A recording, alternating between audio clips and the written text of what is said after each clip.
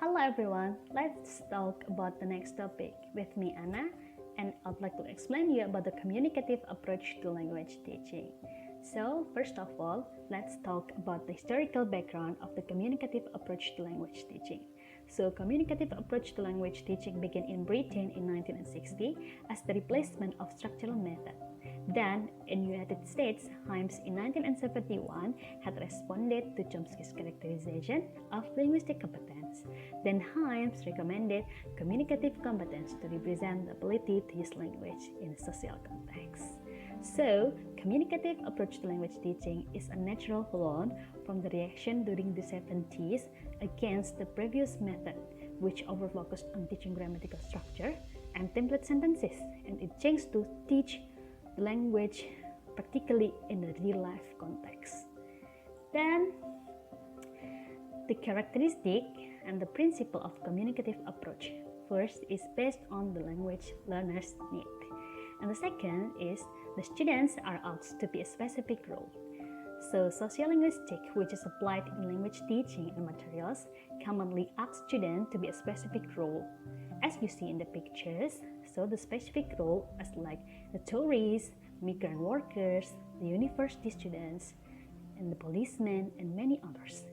And on that situation, the detailed scenario are provided as well, such as visiting the city, arriving at the hotel, reading a newspaper, and participating in seminar discussion, and many others. Then, the speech act activities. So the speech act activities like introducing myself, gathering information, asking for permission, asking for help, and many others. And the speech act is presented in a text, dialogue, flowchart, table with explanations, and many others. And next is the learning task. So the learning tasks like problem solving, simulation, role playing, and others. And the next is spontaneous communication. So it's mostly spontaneous communication rather than the repetition. Then, communicative testing measures social appropriateness in the context given instead of formal correctness. The next is grammar is a tool. So, communicative approach means performing the language by using the grammatical system of the language. But the purpose is not the grammar, but the grammar is only a language tool. Then, to teach a real-life language. The next is communicative approach and second language curriculum. So it can be explained by the figure of Allens. So the figure of Allens concluded that the three levels components are important in language curriculum. Allen stated that all time should include all three components in language curriculum. It can be said that the combination of the formal and functional provides change for the experiential participation or real-life communication or non-analytical. However, as the language must have sociocultural components, the Allen's framework is modified as a fourfold curriculum framework, as you see in the picture. So, by this framework, expresses the view that language teaching should provide structural, functional, and sociocultural aspects on the objectives of the study.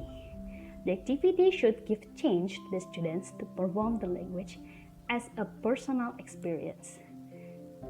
Then, now let's talk about an overview of sociology of language teaching and learning.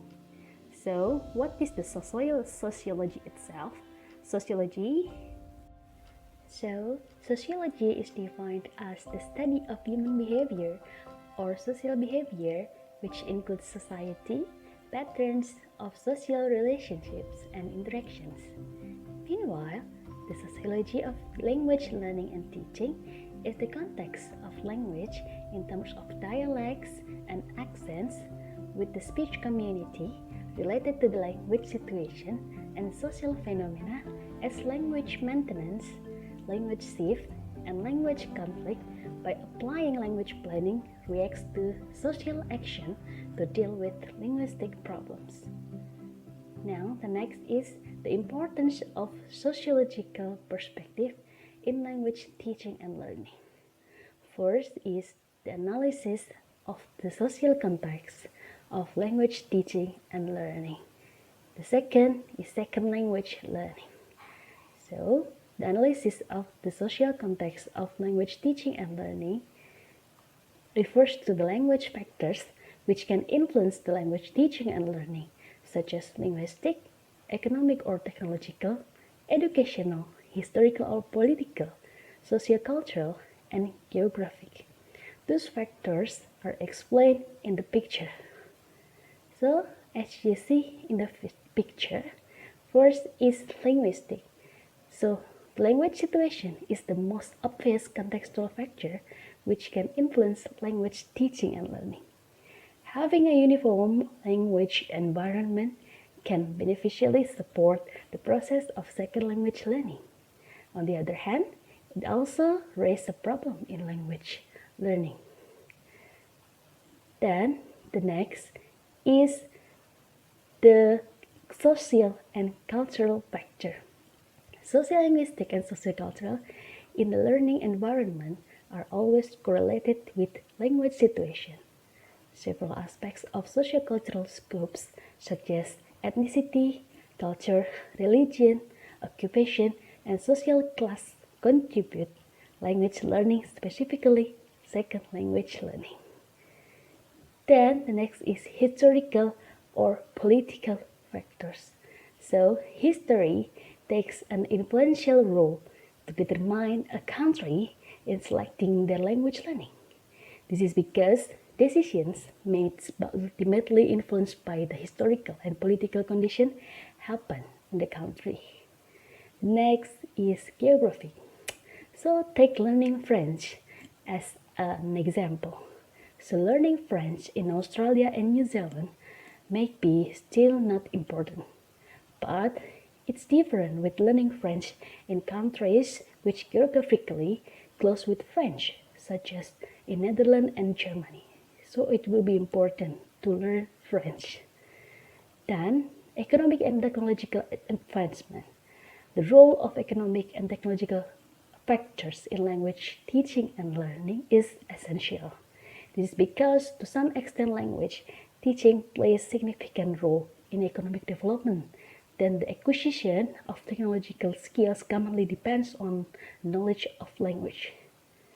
The next is the aspect of educational. So this aspect contributes significantly in language learning as this is a place where teaching and learning occur. And the differences can be in a form of starting age of schooling and the duration of schooling and many others. Then second language planning. So 5 stages in developing second language planning. First is a fact-finding survey. So it's to identify the existing language and examine what language the society needs. The second is a fact-finding survey contains the choice, a language plan, whether using 2 foreign language, A or B, taught in schools and other language X, Y, or Z, taught only in certain university program. Third is language policy. Second language proficiency standard must be chosen. The fourth is implementation.